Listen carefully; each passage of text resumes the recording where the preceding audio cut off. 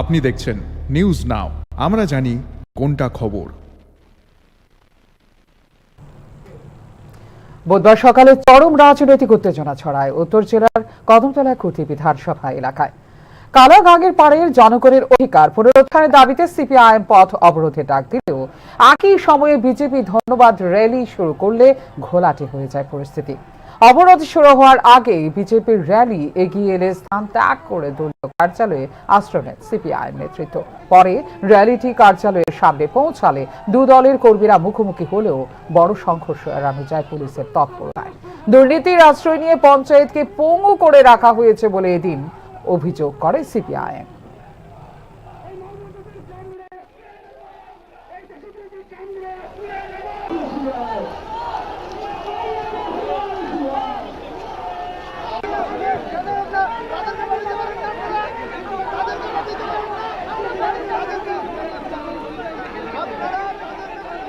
এই দেখুন, রেজিস্টারে কালাগাঙ্গের পারে প্রধান সই করছেন আগরতলাতে, কিন্তু এখন পর্যন্ত গ্যাজেট নোটিফিকেশন হলো না।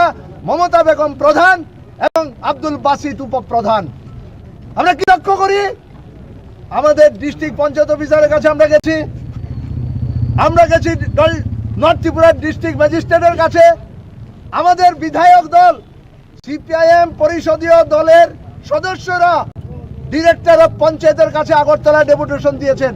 প্রত্যেকে এক কথা বলেছেন, না আমরা এই অল্প কয়েকদিনের মধ্যে আমরা গেজেট নোটিফিকেশন করছি। 6 মাস হয়ে গেল,